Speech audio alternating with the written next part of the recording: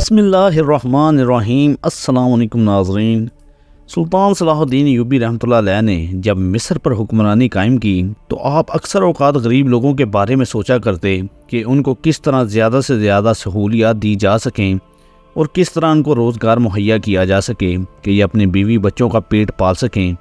اس کام کے لیے سلطان صلاح الدین ایوبی نے اپنے خاص وزیر اور جاسوس علی بن سفیان کو ہدایات جاری کی ہوئی تھی کہ جب بھی کوئی بے روزگار شخص میری غیر موجودگی میں عدالت یا محل میں آئے تو اس کے لیے روزگار کا مناسب بندوبست کیا جائے۔ ایسا بندوبست کیا جائے کہ جو اس شخص کی عمر اور ہنر کے مطابق ہو، جس سے وہ اپنے بچوں کے لیے حلال رزق کما سکے۔ مصر کے ساتھ ہی ایک ریات نامی قبیلہ آباد تھا۔ یہ قبیلہ سلجود لوگوں پر مشتمل تھا، جس کی زیادہ تر آبادی پڑھی لکھی اور سمجھدار لوگوں پر مشتمل تھی۔ یہاں پر ایک موسی نامی مشہور ماہی گیر رہتا تھا۔ موسیٰ ایک بڑی عمر کا سمجھدار اور ایماندار آدمی تھا۔ یہ ہر شام کو دریا کے کنارے مچھلیوں کا شکار کرتا تھا۔ یہی اس کا روزگار تھا۔ بازار میں جا کر مچھلیاں فروخت کر کے وہ اچھا خاصا منافع کما لیتا تھا۔ موسیٰ کی بیوی اس سے بار بار یہی کہتی کہ اتنی محنت نہ کریں، اپنے بچوں کو بھی اس کام میں لگا دیں تاکہ وہ آپ کا سہارا بن سکیں۔ لیکن موسیٰ بار بار یہی کہتا تھا کہ میں بچوں کو تعلیم دلوانا چاہتا ہوں، میں چاہتا ہوں کہ بڑے آدمی بنے، میری طرح مزدور نہ بنے۔ میرے پاس زندگی میں کئی ایسے مواقع ضرور آئے کہ میں دھوکے بازی سے بہت ساری دولت جمع کر سکتا تھا، لیکن میں نے ہمیشہ اپنے بچوں کی خاطر حلال رزق ہی کمایا۔ میں یہ ضرور چاہتا ہوں کہ میری اولاد ساری زندگی حلال رزق کھائے، لیکن میں یہ بھی چاہتا ہوں کہ وہ پڑھ لکھ کر اعلیٰ عہدوں پر فائز ہوں، نہ کہ میری طرح ساری زندگی مزدوری کرے۔ ایک دن موسیٰ نے مچھلیاں پکڑنے کے لیے دریا میں جال ڈالا تو جال اسے کافی بھاری محسوس ہوا۔ اس نے کہا کہ آج کوئی بڑی مچھلی ہاتھ آئی ہے۔ وہ دل ہی دل میں بڑا خوش تھا، مگر اس نے جیسے ہی جال باہر کھینچا تو اس کی آنکھیں پھٹی کی پھٹی رہ گئیں اور اس کی ساری خوشی ماند پڑ گئی، کیونکہ جال میں سے ایک چمڑے کا تھیلا برآمد ہوا۔ اس عجیب تھیلے کو دیکھ کر وہ بہت حیران ہوا، کیونکہ تھیلا بہت قیمتی تھا، لیکن جب اس نے تھیلا کھولا تو اس میں سرخ رنگ کی اینٹیں تھیں۔ موسیٰ نے دل میں سوچا کہ عجیب پاگل شخص تھا جس نے اتنے قیمتی تھیلے میں اینٹیں ڈال کر دریا میں پھینک دیں، لیکن وہ ایسا کیوں کرے گا؟ وہ یہ بات بار بار سوچنے لگا۔ اس کے بعد اس نے تھیلے میں سے اینٹیں نکالنا شروع کی۔ جب آخری اینٹ اس تھیلے سے نکالی تو ایک دفعہ پھر اس کی حیرانی میں اضافہ ہوا، کیونکہ تھیلے کی تہہ میں کسی عورت کے 2 کٹے ہوئے بازو پڑے تھے۔ یہ دیکھ کر موسیٰ خوف سے کانپنے لگا۔ وہ دل ہی دل میں سوچنے لگا کہ کیا کوئی اتنا بھی ظالم ہو سکتا ہے کہ اس نے عورت کے بازو ہی کاٹ ڈالے۔ یہ سب دیکھتے ہوئے موسیٰ بہت پریشان ہو گیا اور کافی دیر سوچنے کے بعد اس نتیجے پر پہنچ کہ وہ دوبارہ دریا میں بازو پھینکنے لگا، مگر پھر اسے خیال آیا کہ یہ بات غلط ہے۔ اس ظلم کے بارے میں اسے سلطنت اور شہر کے سب سے بڑے سلطان صلاح الدین ایوبی رحمۃ اللہ علیہ کو بتانا چاہیے۔ آخر سلطان کو بھی پتہ چلے کہ اس شہر میں کیسے کیسے ظلم برپا ہو رہے ہیں۔ اس نے عورت کے وہ بازو بجائے دریا میں پھینکنے کے تھیلے میں ڈالے اور پھر سلطان صلاح الدین ایوبی کے دربار کی طرف روانہ ہوا۔ اس نے اپنا جال اور تھیلا سلطان کے سامنے رکھا اور کہا، سلطان معظم، آپ کی سلطنت کے ایک شہر میں ایسا ظلم ہو رہا ہے۔ پھر اس نے تھیلے میں سے وہ عورت کے 2 بازو نکال کر سلطان کے سامنے رکھے۔ سلطان صلاح الدین ایوبی یہ دیکھ کر بہت حیران ہوئے۔ انہیں اپنی آنکھوں پر یقین نہیں آ رہا تھا۔ سلطان کی سلطنت کے کسی بھی چھوٹے بڑے قبیلے یا شہر میں ایسا ظلم ہو رہا ہے۔ سلطان سے یہ بات برداشت نہ ہوئی اور بوجھل دل کے ساتھ سوچنے لگے کہ میری سلطنت کے شہر میں ایسے ظالم لوگ بھی پائے جاتے ہیں جو عورتوں کو کاٹ کاٹ کر دریا میں ڈال رہے ہیں۔ ماہی گیر نے کہا، جناب وہ تو آپ کی بات ٹھیک ہے، لیکن یہ بھی تو ہو سکتا ہے کہ عورت کو کسی نے مارا نہ ہو، وہ صرف اسے معذور بنانا چاہتا ہو، اس لیے اس نے اس کے بازو کاٹ کے دریا میں پھینک دیے۔ سلطان نے کہا، ہاں تمہاری بات ٹھیک ہے، لیکن جس طرح بازو کو کاٹا گیا میرا نہیں خیال کہ عورت زندہ بچی ہوگی، لیکن خیر ہم اس بات کی تحقیق ضرور کریں گے اور جس نے بھی یہ گناہ عظیم کیا ہے اس کو کیفر کردار تک پہنچائیں گے۔ سلطان نے غصے سے کہا، ایسا تو کوئی جانور کے ساتھ بھی نہیں کرتا جیسا اس عورت کے ساتھ کسی گھٹیا انسان نے کیا۔ سلطان صلاح الدین ایوبی نے غور سے دیکھا تو کٹے ہوئے ایک ہاتھ میں عورت کی انگوٹھی تھی۔ سلطان نے وہ انگوٹھی اتاری اور اپنے سپاہیوں کو وہ انگوٹھی دے کر کہا کہ شہر میں جتنے بھی سونار ہیں ان کے پاس جاؤ اور ذرا پتہ کرو اس طرز کی انگوٹھی کس سونار نے بنائی تھی۔ سلطان کے سپاہی وہ انگوٹھی مختلف سوناروں کے پاس لے کے گئے، لیکن کسی سونار نے بھی اس بات کا اقرار نہ کیا۔ لیکن انہوں نے کہا کہ ہم میں سے کسی نے بھی اس طرز کی انگوٹھی دیکھی بھی پہلی دفعہ ہے، یہ شہر سے باہر کا معاملہ لگتا ہے۔ اب سلطان نے اس شہر کے ہمسائے میں جتنے بھی علاقے تھے ان سب کے سوناروں سے رابطہ کیا اور یہ انگوٹھی ان کو دکھائی۔ مگر انہوں نے بھی اس بات کا انکار کیا اور کہا کہ اس طرز کی انگوٹھی ہم نے پہلی بار دیکھی ہے اور زندگی میں نہ ہی ایسی انگوٹھی کسی کو بنا کر دی ہے۔ سلطان بہت پریشان ہوا کیونکہ یہ معاملہ جتنا آسان سمجھنے میں لگتا تھا اتنا آسان نہیں تھا۔ یہ ایک پیچیدہ معاملہ لگ رہا تھا اور اس کے لیے مزید تحقیقات کی ضرورت تھی۔ سلطان صلاح الدین ایوبی نے اپنے تمام خاص وزیروں، سالاروں اور علی بن سفیان سے مشورہ کیا کہ اب اس صورتحال میں کیا کرنا چاہیے، تو مشترکہ طور پر یہ رائے سامنے آئی کہ ہمیں ہر گھر میں اپنے سپاہی بھیجنے چاہیے تاکہ وہ اس بات کی نشاندہی کر سکے کہ کسی گھر میں کوئی معذور عورت تو نہیں جس کے دونوں بازو کٹے ہوئے ہیں، اسی طرح ہم اس تک پہنچ سکتے ہیں۔ سلطان کے ایک خاص وزیر نے کہا کہ سلطان معظم، ایسا بھی ممکن ہے کہ جس شخص نے اس عورت کے بازو کاٹے اس نے زبردستی اس عورت کو گھر میں قید کر لیا ہو اور اس پر مزید ظلم و جبر بھی کرتا ہو۔ سلطان نے کہا لیکن بازو جس نوعیت سے کٹے ہیں میرا خیال نہیں کہ وہ عورت زندہ ہوگی، اس نے اس عورت کو بھی مار کر دریا میں پہ ضرور پھینک دیا ہوگا۔ علی بن سفیان، باقی سالاروں اور وزیروں نے کہا سلطان معظم آپ کی بات ٹھیک ہے، لیکن عین ممکن ہے کہ وہ عورت اب بھی زندہ ہو۔ ہم اس بات کا فیصلہ ابھی نہیں کر سکتے کہ جس عورت کے بازو کٹے ہیں وہ زندہ ہے یا مردہ۔ سلطان نے اپنے سپاہی چند بزرگ قاضیوں کی مشاورت کے بعد شہر کے گھروں میں بھیجے۔ سپاہیوں کے ساتھ عورتیں بھی تھیں جنہوں نے ہر شہر کے ہر عورت کو خود دیکھا، کیونکہ کچھ پردہ دار عورتیں سپاہیوں کے سامنے آنے سے کتراتی تھیں، وہ خود کو سپاہیوں کے سامنے پیش نہیں کرنا چاہتی تھیں۔ تقریباً 3 دن تک یہ سلسلہ جاری رہا۔ 3 دن بعد سپاہیوں نے سلطان کو اس بارے میں اطلاع دی کہ اس شہر میں کوئی ایسی عورت موجود نہیں جس کے بازو کٹے ہیں۔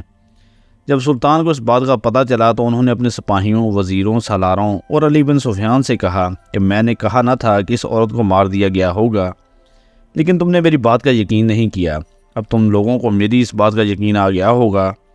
خیر سلطان اس واقعے کے بعد آرام سے بیٹھنے والا نہیں تھا۔ سلطان نے اپنی جستجو جاری رکھی اور مجرم کو پکڑنے کا ایک اور منصوبہ بنایا۔ سلطان نے شہر کے ماہر حکیم اور شاہی حکیم کو بلایا اور کہا کہ بازو دیکھ کر اس بات کا اندازہ لگاؤ کہ اس عورت کو قتل کیے ہوئے کتنا عرصہ ہو چکا ہے۔ حکیم نے بازو دیکھ کر اس بات کا اندازہ لگایا کہ عورت کو ان کو بازوؤں کو جسم سے الگ کیے گئے 2 سے 3 دن گزر چکے ہیں، اس سے زیادہ وقت نہیں ہوا۔ اس کے بعد سلطان نے اس چمڑے کے تھیلے کو بڑے غور سے دیکھا۔ وہ اپنی نوعیت کا ایک عجیب و غریب تھیلا تھا۔ سلطان نے اپنے خاص وزیر علی بن سفیان سے کہا کہ اس تھیلے کو شہر کی مختلف دکانوں میں لے جاؤ اور اس بات کا پتہ کرو کہ ایسے تھیلے کس دکان پر بنتے ہیں۔ سلطان کے وزیر علی بن سفیان کو جانے سے پہلے سلطان کے ایک خاص بزرگ کماندار نے اپنے سلطان کو مشورہ دیا کہ آقا میرے ایک مشورے پر عمل کیجیے اور ماہی گیر کو حکم دے کہ دوبارہ اسی جگہ پر واپس جائے جہاں اس عورت کے بازو جال میں آئے ہیں، وہاں سے کچھ مچھلیوں کا شکار کرے۔ ہم مچھلیوں کے حساب سے کچھ گوشت خرید کر شہر بھر کی دعوت کریں گے۔ امید ہے کہ دعوت میں وہ آدمی بھی آ جائے گا جس نے عورت کو قتل کیا ہوگا۔ میں چہرے سے ہی اس آدمی کو جان لوں گا کیونکہ گھبرائے ہوئے چہرے میں اچھی طرح پہچانتا ہوں۔ سلطان نے بوڑھے کماندار کے اس مشورے کو رد کیا اور کہا کہ اتنے بڑے شہر کی دعوت کرنا ناممکن ہے کیونکہ ہمارے پاس وقت بہت کم ہے اور ہمارے پاس مجرم کو پکڑنے کا ایک ہی طریقہ ہے کہ کسی طرح پتہ چل سکے کہ یہ تھیلا کس دکان پر تیار ہوا اور فروخت ہوا۔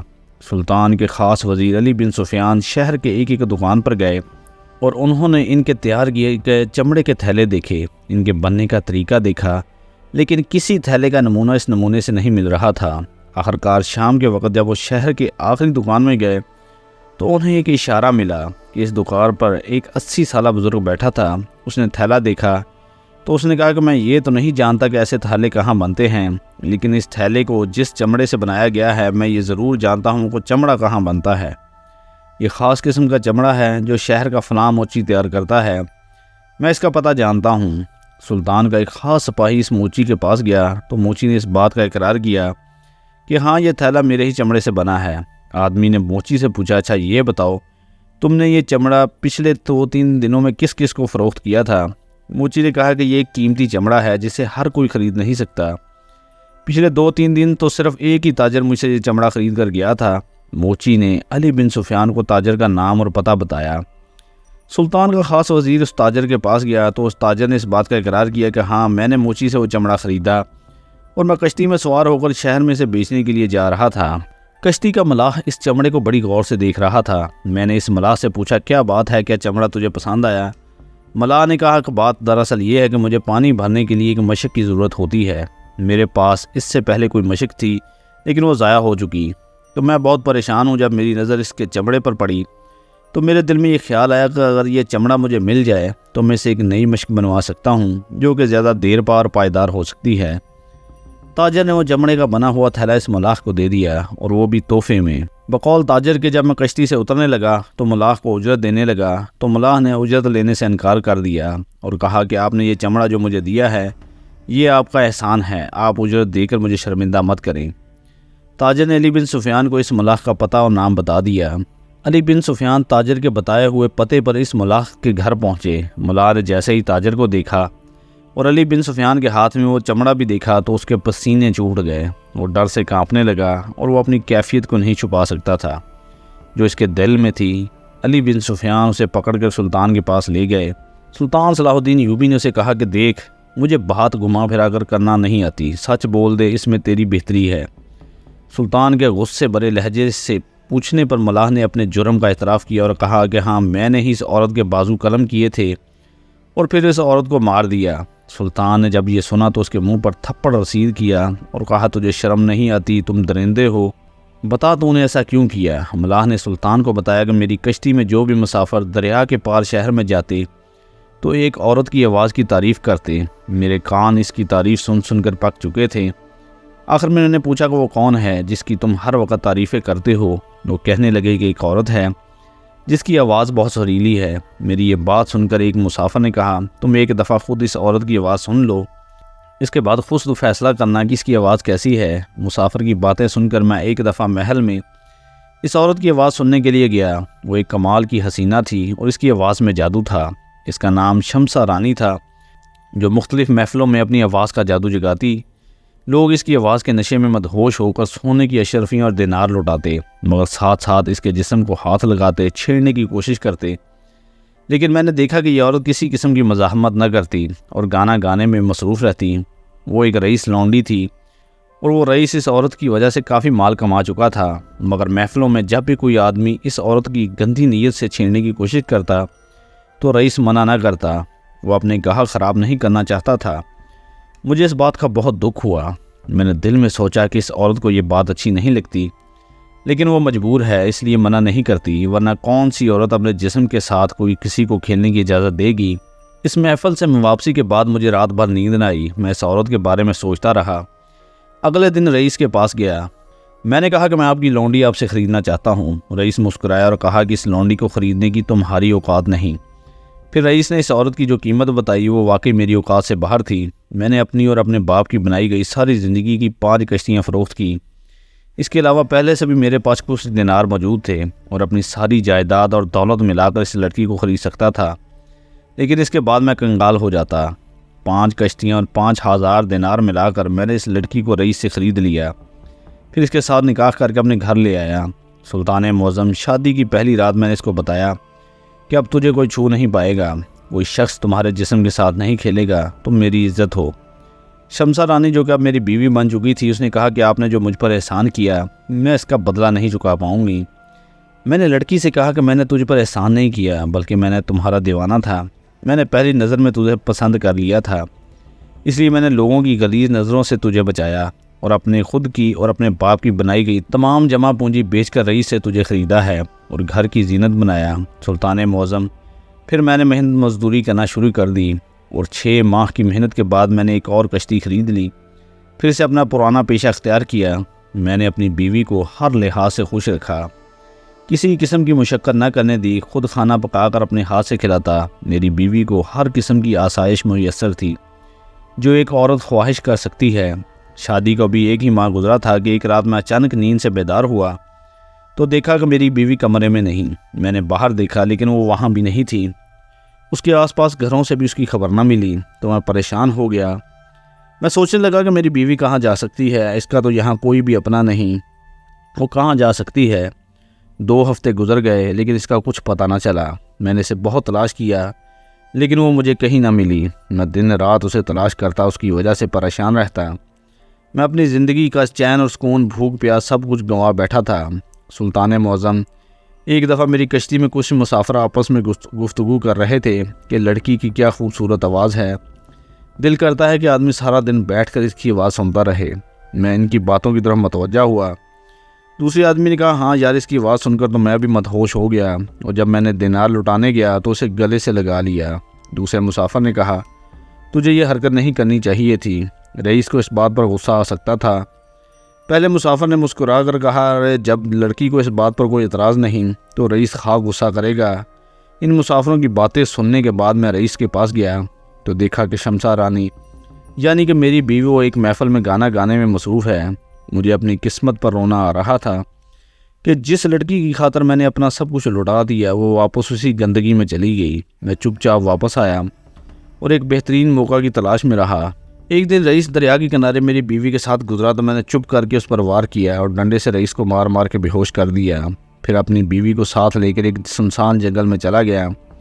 میں نے اسے قتل کر دیا، اس کے جسم کے ٹکڑے کر ڈالے، کچھ جسم کے ٹکڑے ادھر جنگل میں دفنا دیے اور کچھ حصوں کو دریا میں پھینک دیا، اور اس کے بازوؤں کو چمڑے کے تھیلے میں ڈال کر اس کے اوپر اینٹیں ڈال دیں، پھر اس تھیلے کو دریا میں پھینک دیا۔ سلطان صلاح الدین ایوبی نے مغلاق سے کہا کہ بے شک تمہاری بیوی نے تمہارے ساتھ ٹھیک نہیں کیا، اس نے تجھے دھوکہ دیا، تو نے اسے عزت دینا چاہتا تھا لیکن اس نے عزت کی بجائے ذلت ہی کو چنا، لیکن تم نے جو اس کے ساتھ کیا وہ بھی غیر انسانی سلوک تھا۔ ایک انسان کا قتل گویا پوری انسانیت کا قتل ہے، لہذا تجھے اپنے کیے کی سزا ضرور ملے گی تاکہ آج کے بعد کوئی بھی شخص قانون کو اپنے ہاتھ میں نہ لے۔ سلطان صلاح الدین ایوبی نے اس ملاح کو سولی پر لٹکا دیا۔